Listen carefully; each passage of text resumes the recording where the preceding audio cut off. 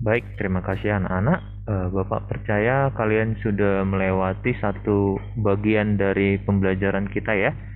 Di sebelumnya kalian itu sudah banyak berlatih lah di soal-soal berbentuk pertidaksamaan nilai mutlak ya. Barangkali Bapak hanya mampu menjelaskan semampu Bapak melalui video yang Bapak berikan. Kalau itu kurang, mungkin kalian boleh memberikan masukan ya. Apa yang perlu diperbaiki, apa yang kurang dari penjelasan Bapak. Oke, Bapak akan coba share screen. Oke, anak-anak. Kita akan masuk ke satu alur pembelajaran ya. Eh, Nah, jadi sebelumnya ada anak-anak yang sudah belajar melakukan penilaian portofolio nggak? Adakah di antara kalian, barangkali Selma pernah nggak mengikuti pembelajaran di sekolah, lalu ada penilaian portofolio, pernah nggak?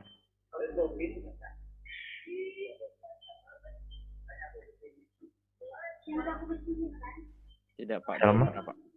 Oh, belum ada ya. Selma nggak di kelas ini ya? Enggak, Pak. Selma enggak di sini. Astaga, ternyata bukan di kelas ini ya. Atau kan bingungan, si Gideon kebingungan, siapa? Apakah ada yang menggunakan nama samaran di kelas ini kan gitu ya. Nah, baik ya. Jadi apa yang menjadi materi kita ya dan bagaimana kita bisa mencapainya. Baik, Bapak akan coba jabarkan. Ada tiga topik besar ya, ada tiga topik besar yang akan kita pelajari bersama-sama. Yang pertama itu adalah pertidaksamaan.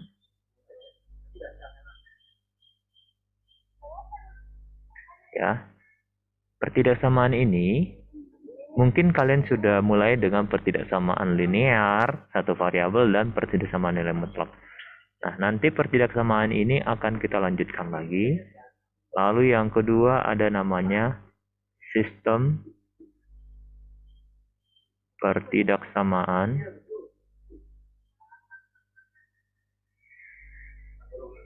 dua variabel. Nah, yang ketiga relasi dan fungsi. Jadi ketiga materi ini saling berkait satu sama lain, gitu ya. Sangat berkaitan erat. Ketika kamu menyelesaikan pertidaksamaan, sebenarnya itu termuat di relasi dan fungsi. Nah, secara gambarannya begini ya. Bapak mungkin menggambarkan kalau seandainya kita punya relasi dan fungsi, lalu kita punya istilah fungsi, ya, fungsi ini akan sangat beragam, ya. Fungsi ini akan berdiri ke satu arah tertentu. Termasuklah nanti itu membedakan dengan relasi ya. Relasi, oke. Ada arah yang lain nanti ke pengertian apa ya? Kayak fungsi khusus ya. Fungsi misalnya fungsi pad satu-satu ya.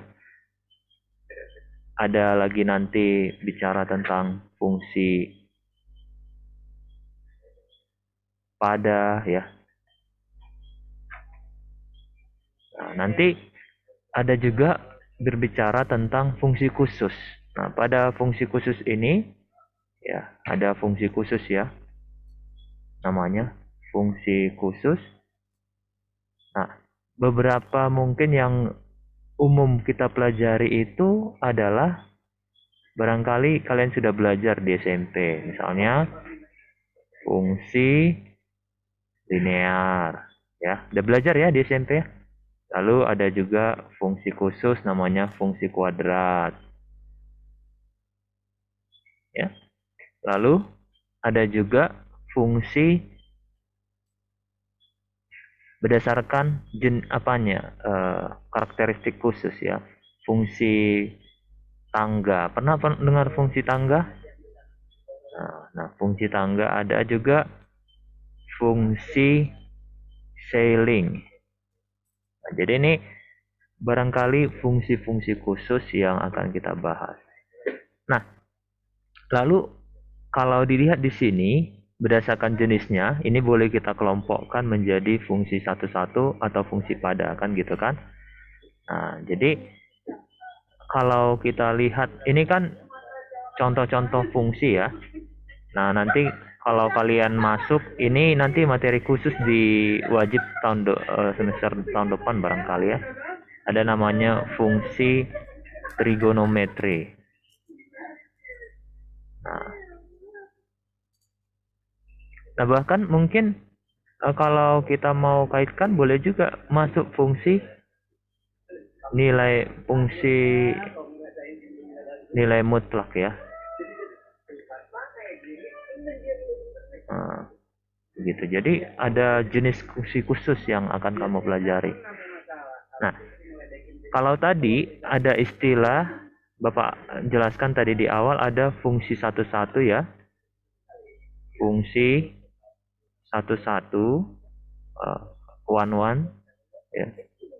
Dan ada juga istilahnya nanti pasangannya ini ya, fungsi satu-satu dengan fungsi pada ya. Tadi ada sempat Bapak tulis ya. Jadi dia satu aliran ini pembahasannya ya. Nah, sedangkan kalau di fungsi khusus lain ada juga membedakannya dari sini ya. Jadi bisa aja dia bedakan menjadi fungsi genap ya. Kalau ada fungsi genap pasti ada pasangannya apa? Fungsi genap berarti pasangannya apa? Ya, ada ganjil ya. Ya, fungsi ganjil ya. Nah, tapi bisa juga bukan kedua-duanya ya. Keduanya. Nah, lalu ada juga pengarahannya nanti itu ke fungsi periodik ya. Nah, ini ada satu khusus namanya fungsi periodik.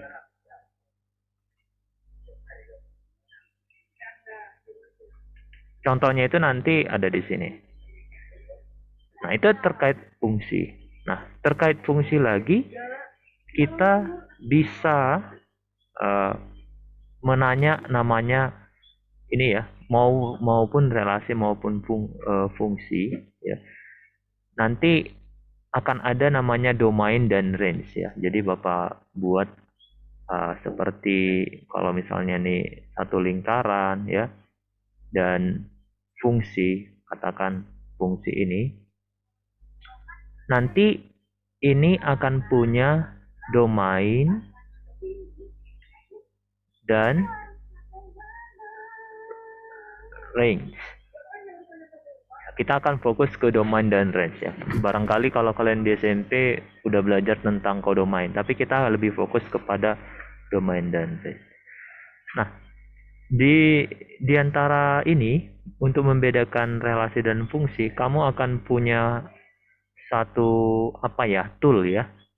Tool khusus namanya uji garis vertikal dan uji garis horizontal. Nah, jadi ini berlaku untuk menguji apakah dia relasi atau fungsi. Nah, barangkali ini tidak pernah diajarkan di SMP. Ya, jadi itu. Lalu nanti relasi dan fungsi ini akan ada satu arah pengerjaan ya, relasi khususnya.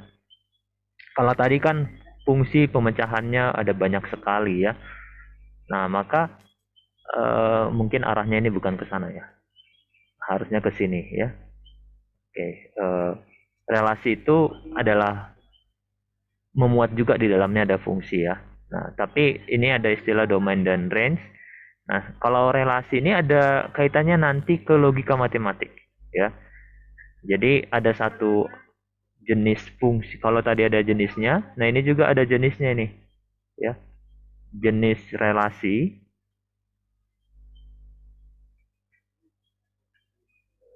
Nah, jenis relasi itu bisa terbagi atas ada namanya relasi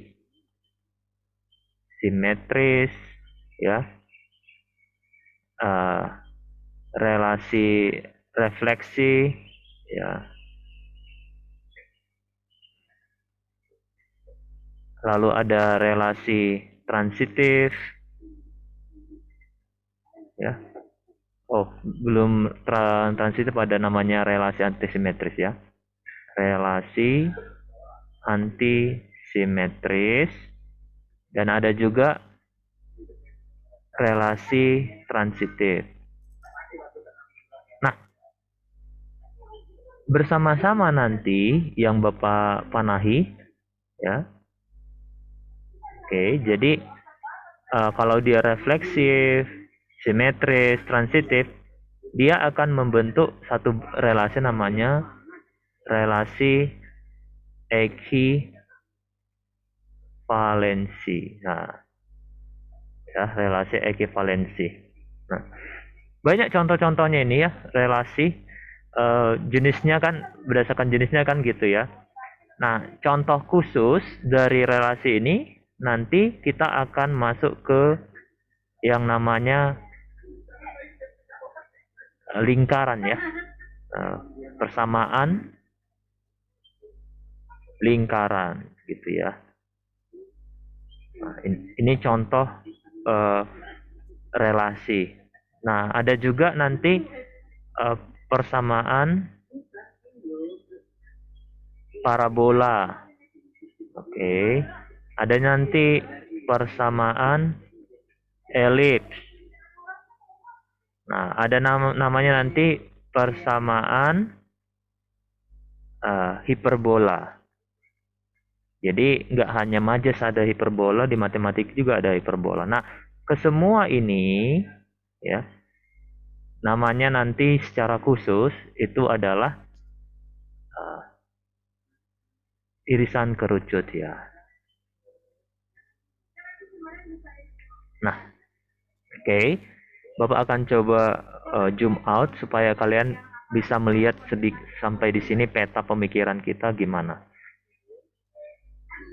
Ya. Tidak semua akan kita bahas dalam, ya. Beberapa hanya akan diperkenalkan. Oke, jadi begini, ya. Sudah kelihatan, Nak? Hubungan-hubungannya udah kelihatan? Sudah? Sudah, Pak. Sudah, oke. Nah, sekarang kalau kita lihat ada ini irisan kerucut Bapak buat warna berbeda, ya. Bahwa itu ada materi khususnya berarti nanti, ya, Nak. Ini irisan kerucut, ya. Irisan kerucut. Oke. Tahu kerucut kan? Kerucut, ya, ini. Ada kerucut gitu kan, lalu diiris gitu. Ya, memang, ya, secara eksplisit begitu irisan kerucut. Nah, ini ada kerucut yang diiris. Nah, kira-kira begitu, ya. Nah, tadi kalau untuk menguji fungsi satu-satu, fungsi pada relasi itu ada namanya nanti itu pengujian garis vertikal dan uji garis horizontal. Nah, jadi kalau kita punya kriteria tertentu, nanti dia bisa menyimpulkan, ya, apakah dia itu relasi saja, ya, apakah itu fungsi pada, apakah dia fungsi satu-satu. Nah, gitu, ya. Bapak mungkin ganti warna ini supaya lebih mencolok, ya. Uji garis vertikal dan horizontal. Oke. Ya. Lalu kalau di sini nanti kamu butuh apa? Nah, nanti kamu di sini butuh di relasi ini, jenis-jenis relasi ini, ya, kamu akan berkenalan dengan satu, akan diingatkan kembali dengan satu topik yang baru kita pelajari, namanya logika matematika. Nah, itu ya, logika matematika lah yang akan membantu kamu memahami bagaimana yang dimaksud relasi refleksif dan relasi ekuivalensi. Jadi nanti kamu harus ingat lagi apa P maka Q, P maka Q sama dengan apa, ada ekuivalen dengan apa gitu ya. Nah, contoh-contoh lain dari relasi mungkin ya kalian udah pelajari di SMP, ada relasi kurang dari, ya, relasi lebih dari, ya. Jadi ini nanti kan berkaitan erat ke satu topik tertentu yang kita kenal nanti dengan pertidaksamaan, ya. Jadi pertidaksamaan ini, ya, adalah relasi sebenarnya nanti ya. Nah, dalam pertidaksamaan ini kita akan punya beberapa topik ya. Yang pertama, topiknya itu adalah pertidaksamaan kuadrat. Nah ini nggak tahu Bapak apakah diajarkan di SMP atau tidak. Kalaupun tidak diajar, kita akan apakan di sini ya. Jadi Bapak buat hanya namanya aja ya, kuadrat. Lalu ada nanti rasional. Oke, sebelum rasional ada polinom ya. Pertidaksamaan polinom. Lalu ada namanya pertidaksamaan rasional. Dan pertidaksamaan irasional. Nah, tidak jarang pertidaksamaan ini apa ya namanya, saling terkait ya, bisa aja nanti digabungkan kuadrat dengan irasional bisa ya.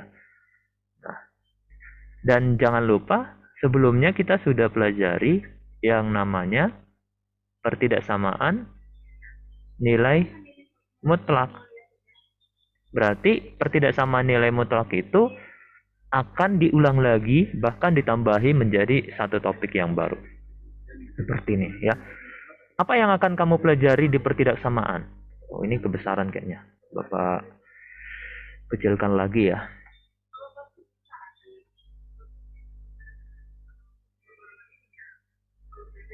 Oke, jadi kita beralih ke sini ya. Apa kira-kira yang akan kamu pelajari di pertidaksamaan kuadrat? Nah, jadi nanti secara konsep pertidaksamaan kuadrat ini akan terkoneksi ke topik fungsi ya. Jadi dia akan sangat berkaitan erat dengan fungsi. Nah, di mana dia berkaitan erat? Biasanya di fungsi kuadrat bisa nanti muncul misalnya ada istilah fungsi kuadrat yang khusus ini, mana tadi fungsi kuadrat. Oke, Bapak akan coba kasih apanya ya, hubungannya. Nah, jadi fungsi kuadrat ini ya, akan bisa berkaitan erat dengan si nih pertidaksamaan kuadrat. Dia bisa berkaitan erat dengan itu. Oke. Dan sama juga dengan nanti fungsi nilai mutlak. Ia berkaitan erat nanti dengan pertidaksamaan nilai mutlak tadi. Nah, kamu akan bisa lihat kaitannya. Bahkan terkait dengan nanti domain dan range itu nanti bisa berkaitan erat dengan fungsi-fungsi pertidaksamaan ini. Ya. Sebenarnya itu soal fungsi, tapi ujung-ujungnya diselesaikan dengan konsep pertidaksamaan. Gitu ya. Nah, jadi Bapak akan coba jelaskan dalam pertidaksamaan ini nanti seluruhnya kita akan kenal dengan satu konsep yang sebenarnya Bapak sudah melalui video Bapak sudah Bapak perkenalkan kepada kalian. Udah kalian lihat kan ada garis selidik ya kemarin ya. Masih ingat ya? Oh, ini warna pink dan ini warna hijau. Bapak sengaja konsisten di warna itu supaya warna-warna itu benar-benar terasosiasi dengan sifatnya ya. Oke. Nah, kemarin kan ada kan namanya garis bilangan bertanda. Ya, jadi itu satu topik khusus yang akan kamu harus pelajari ya, namanya garis bilangan bertanda. Ya, garis bilangan bertanda. Nah, jadi ini satu metode yang Bapak pikir secara konsep tepat gitu ya, secara konsep tepat.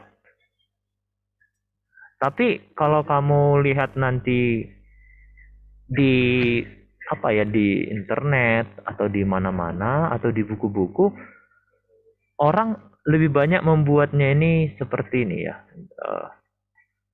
Nggak tahu Bapak apakah itu baik atau tidak, tapi menurut Bapak ada miskonsep di situ.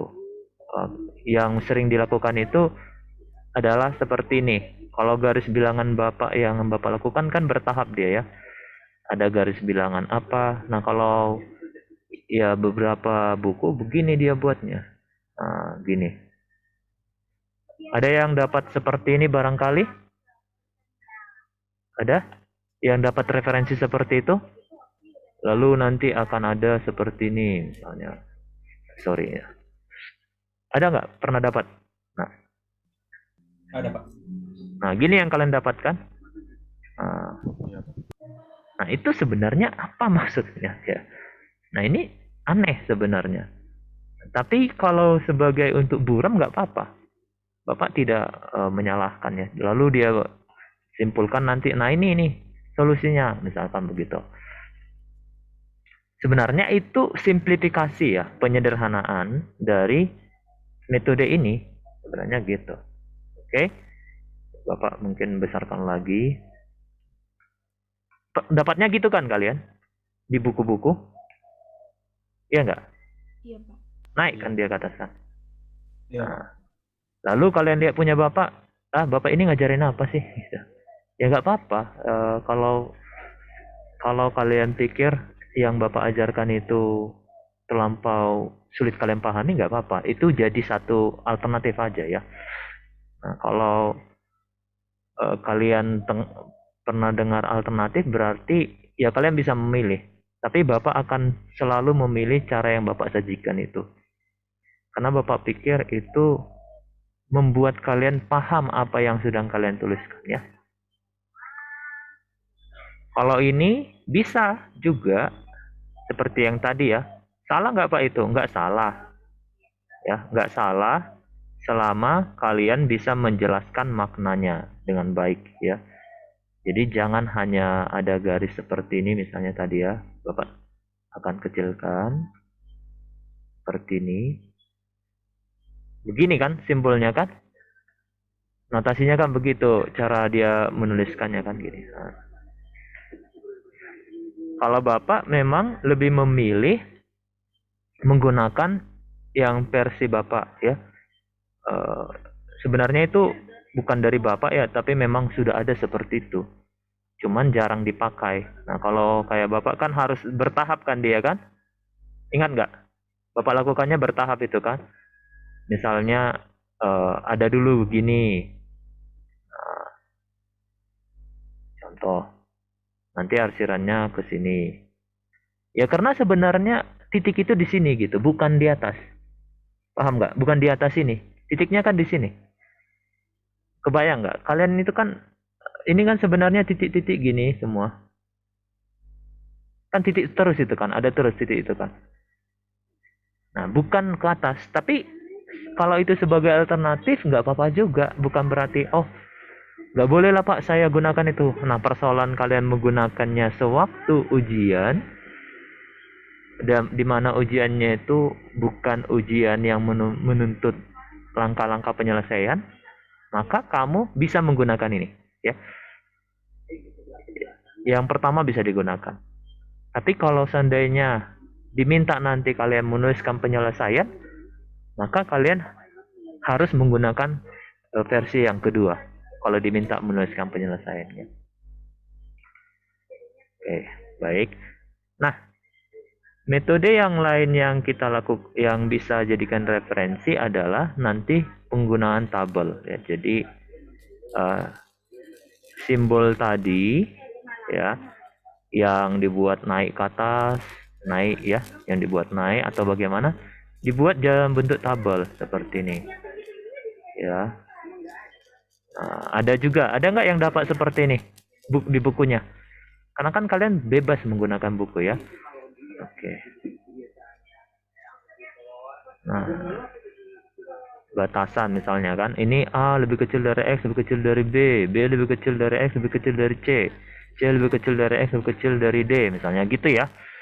Lalu ada di sini bentuk, ya, X kurang P, misalnya ada X kurang Q, lalu kita simpulkan misalnya X kurang P kali X kurang Q. Nah, ini contohnya nanti gini misalnya, ya, negatif, negatif, ya, negatif, positif, positif. Nah, contoh berarti kesimpulannya nanti adalah ini kayaknya, oke, bentar, ya.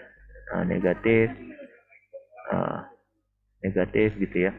Nah, bisa aja ini jadi negatif, positif, negatif. Nah, contoh, ada nggak dapat seperti ini referensi bentuk ketiga?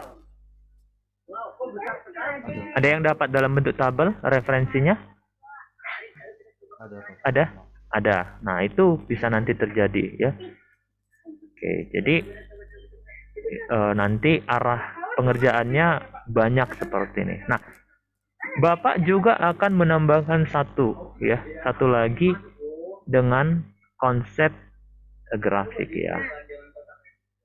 Jadi arah yang lain adalah dia dibentuk dalam bentuk grafik, ya, disajikan dalam bentuk grafik. Nah, misalnya gini, waktu kita punya garis seperti ini, ya, lantas Bapak buat gambar fungsi kuadrat lah, sederhana, ya. Bentar, Bapak buat gini. Sudah. Nah, di sini kan ada dua titik, ya, di sini sama di sini. Nah, maka kita lihat bahwa ini akan berelasi dengan gambar tadi. Nah, kalau misalnya ini, berarti tanda hijau itu apa artinya? Kurvanya sedang bagaimana? Gitu. Paham nggak kira-kira, nak? Yang warna hijau itu apa artinya berarti? Kalau yang pink berarti apa artinya? Apa yang terjadi pada grafiknya? Ada yang bisa menjelaskan hubungannya barangkali? Apalah hubungan warna ini, warna hijau ini dengan kondisi grafik ini?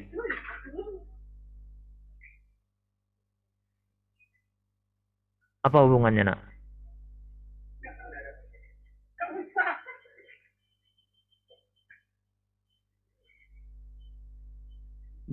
Gampang dilihat sebenarnya bahwa kalau dia warna hijau berarti kurvanya di atas sumbu X. Sedangkan yang negatif ini, ya, di bawah sumbu X, kan gitu. Ya. Makanya kalau kita punya misalnya nanti yang lebih kompleks misalnya, ya, ada dua grafik. Oke, misalnya Bapak buat grafik sembarang, ya. Oke. Gini contoh. Lalu Bapak punya grafik yang kedua begini.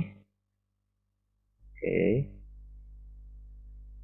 Nah, ini arahnya mungkin terlampau kompleks yang begitu, yang gini lah, yang lebih sederhana mungkin. Nah, ini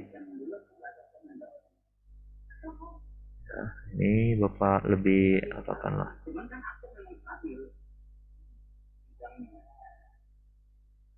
Nah, ini contoh dari gambar ini. Bentar, ini kosong. kosong. Oke. Maka kita dapat melihat hubungannya di sini adalah kalau Bapak buatlah contoh merah.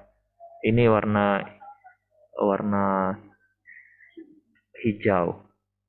Lalu ini warna pink dan di sini warna pink. Maka kita sedang membandingkan posisi satu fungsi dengan fungsi lain. Nah, misalnya ini namanya si F. Yang merah namanya F dan yang biru namanya G. Maka kalau kita punya misalnya kondisi yang biru, yang hijau berarti apa? Bahwa si F itu lebih besar atau lebih kecil dari G? Di atas atau di bawah? Di atas si G. Nah, contoh. Sedangkan yang pink kondisinya apa? F di atas atau di bawah ini? Nah, ini tadi di atas ya. Nah, sedangkan yang merah kita anggap F di atas atau di bawah, nak? Di bawah ya, Pak. Di bawah. Malah di bawahnya, kan gitu. Ya. Di bawah si G. Nah, jadi kita akan melihat ternyata kedua topik ini berkaitan nih. Nah, ini ya. Nah, topik tadi berarti saling berkaitan. Dan kalau kalian nanti mengerjakan soal, ya bebas diserahkan. Arahnya mau kemana. Arahnya mau kemana. Nanti ya. Oke. Nah. Lalu kalau kita lihat lagi, ya ini bisa juga nanti berkaitan erat dengan fungsi kuadrat terutamanya ya. Itu bisa nanti berkaitan erat. Bapak buat di bawah mungkin nilai mutlak biar gampang diapakan ya, lebih leluasa mungkin. Oke.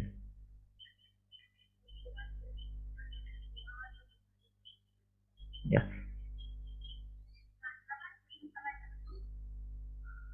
Nah, kalau kuadrat ini bahkan lebih luas lagi arah pembahasannya. Bisa aja nanti bentuk kuadrat ini, pertidaksamaan kuadrat ini khusus bisa berkaitan erat dengan analisis grafik ya. Apa ya? Hubungan namanya ya. Hubungan A, B, C, D pada fungsi kuadrat. Fx sama dengan ax kuadrat tambah bx tambah c gitu. Bisa aja nanti berkaitan dengan ini. Ya. Nah, jadi ternyata kalau kamu nanti melihat soal fungsi kuadrat, pertidaksamaan kuadrat, oh, kok soalnya malah fungsi? Nah, bisa arahnya nanti ke sana ya.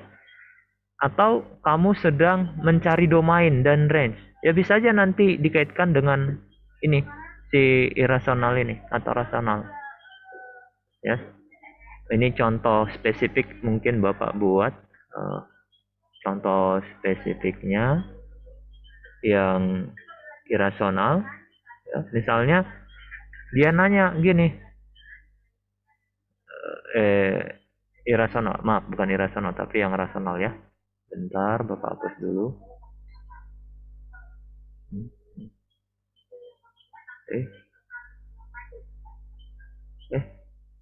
Kok itu yang terhapus? Bentar ya, nak.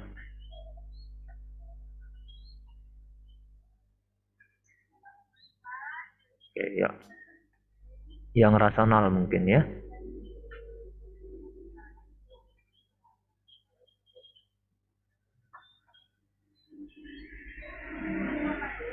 Nah, yang rasional ini bisa aja kita arahkan ke pertanyaan misalnya menentukan domain fungsi. Nah, misalnya domain fungsi fx sama dengan akar dari. Nah, akar dari suatu gx. Nah, bisa aja gini. Ya.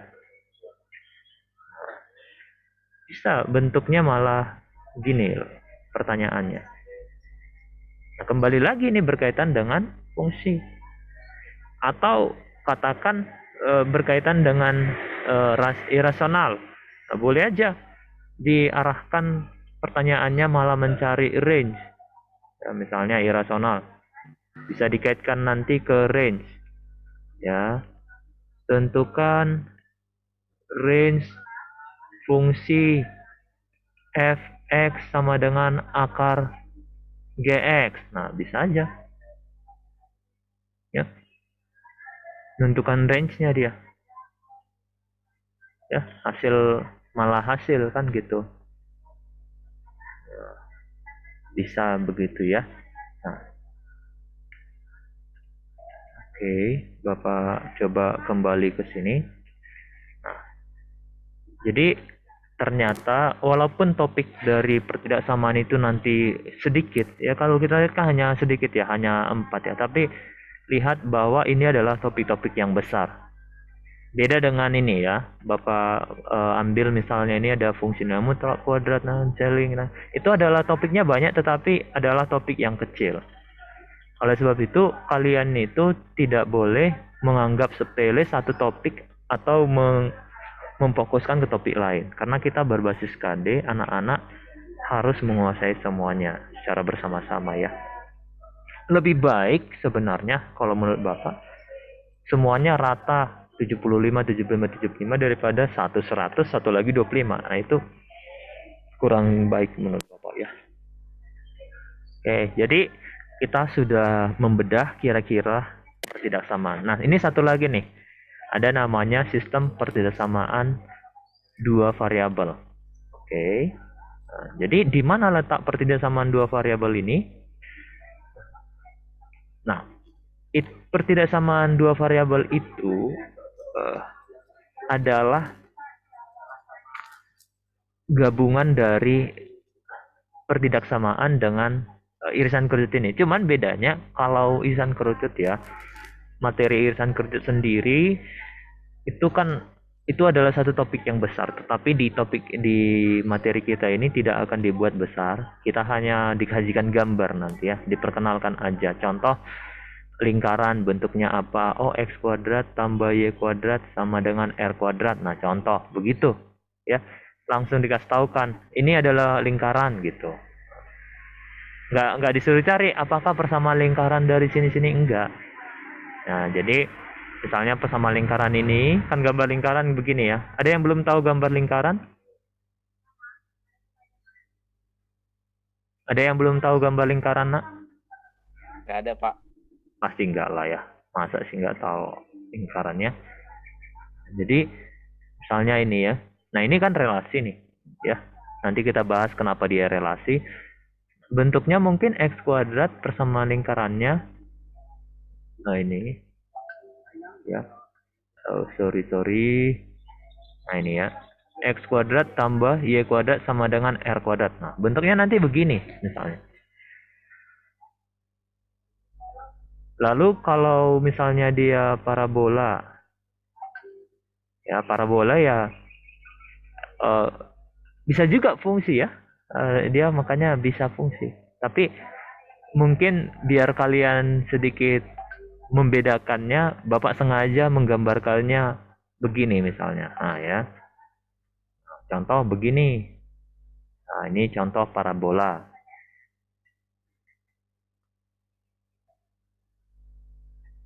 Nah, ini nanti bentuknya X sama dengan 4 oh bukan ya, X kuadrat ya. X kuadrat sama dengan 4 P kali Y. Nah, misalnya begini. Ya, bentuk umumnya ada nanti, semuanya ada bentuk umumnya. Cuman nggak akan ditanya apa bentuk umumnya, kalian hanya akan dikasih. Nah, misalnya kalau ada juga nanti objeknya elips. Nah, elips objeknya itu seperti ini nih. Pernah lihat telur? Pernah lihat telur nggak? Jangan nengok yang lain ya. Telur masuk Bapak telur dari apa ternak kalian ya. Ayam mungkin maksudnya. Oke, jadi kalau kita gambarkan seperti ini, ya, dia oke. Nah, ya, misalkan seperti ini ya. Nanti persamaannya ini x kuadrat per a kuadrat tambah y kuadrat per b kuadrat sama dengan 1. Misalnya gitu. Dikasih tahu. Oh, ya. Lalu satu lagi yang terakhir berarti yang belum disebutkan. Apa yang belum kita sebutkan, nak?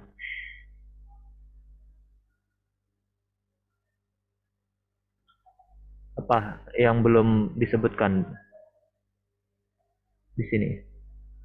Gambar apa yang belum tersebutkan?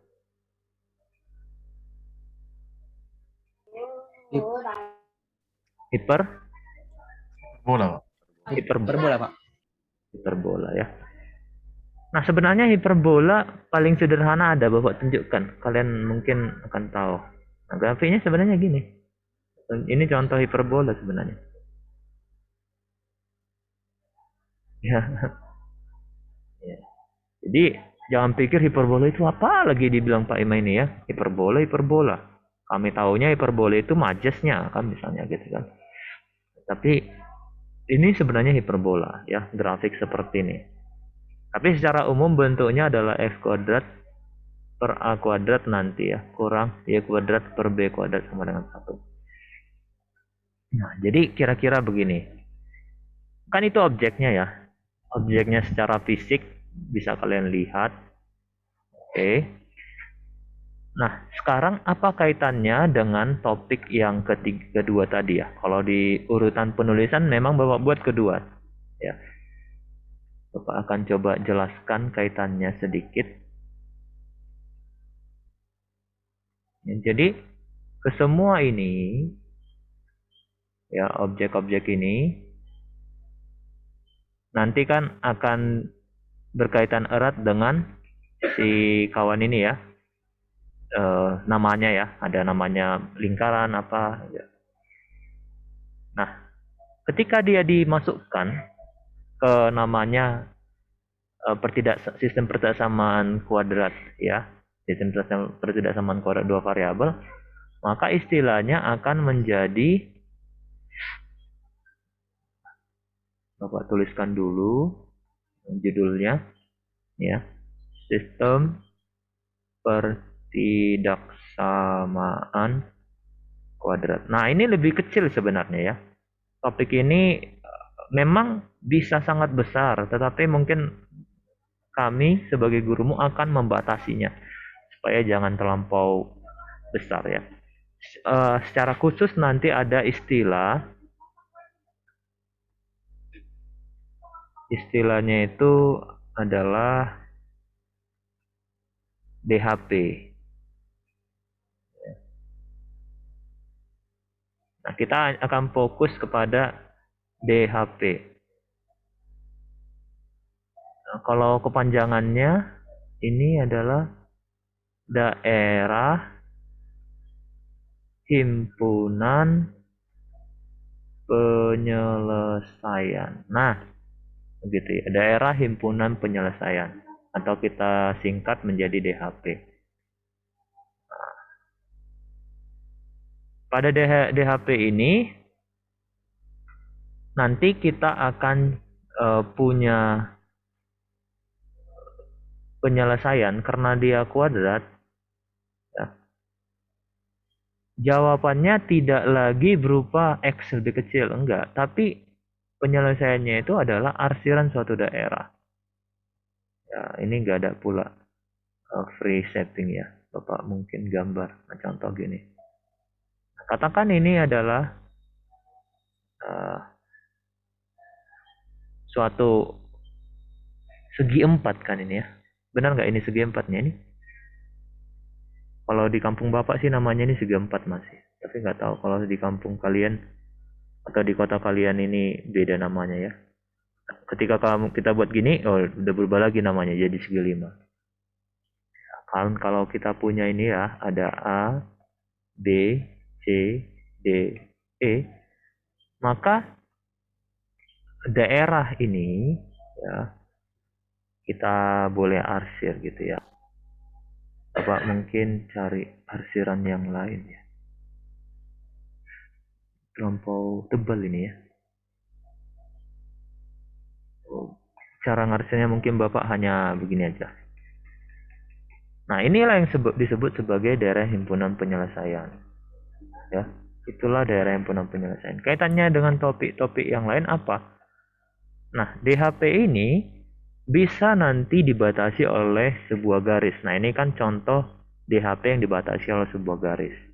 Tetapi tidak jarang nanti DHP yang akan disajikan sama kalian dibatasi oleh nih parabola, hiperbola, tidak sering gitu. Nah, sebenarnya kalian hanya butuh namanya daerah selidik ya. Jadi kalau misalnya ini sebuah garis contoh ya, ini garis.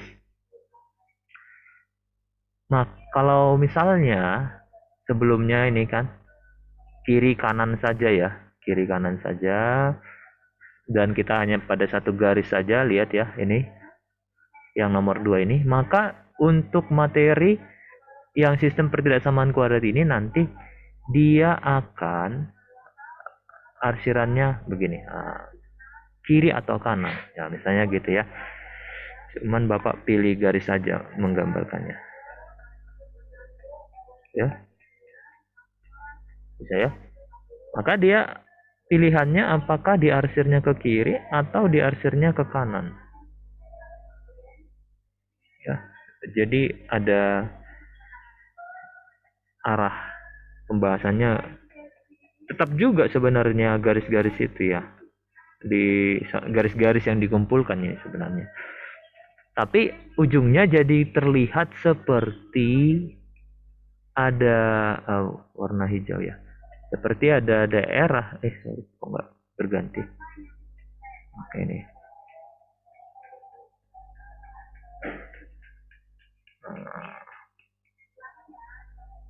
gini ya, jadi berupa daerah seperti ini dia.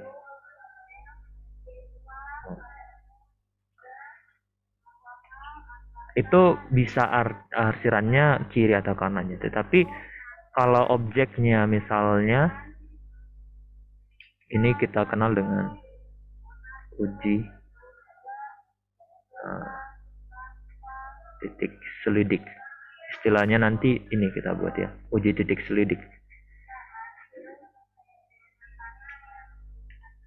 Nah, tapi bisa juga gambarnya itu berupa lingkaran kan kayak tadi, sehingga arsirannya adalah apakah di dalam atau di luar. Misalnya ini ya, dibatasi lingkaran. Nah, ini misalnya x kuadrat tambah y kuadrat lebih kecil sama dengan r kuadrat. Nah, misalnya contohnya itu sebagai contoh. Nah, kelihatan jelas dari sini yang menjadi sentral pembicaraan kita itu adalah yang paling pojok ya, yang pertama kali Bapak gambarkan. Ada istilah ini ya. Banyak sekali hubungan antara satu kasus dengan kasus lain ya. Nah, ini sangat berkaitan ini. Ya. Oke. Oke, barangkali itu yang bisa Bapak jelaskan tentang topik kita selama 2 bulan lah kurang lebih ya. Mudah-mudahan nanti ini bisa kalian ulang-ulang ya. Kalian boleh ulang-ulang, lalu coba pahami pelan-pelan, cari referensi yang tepat. Banyak sekali referensi, tapi tidak semuanya referensinya sesuai ya.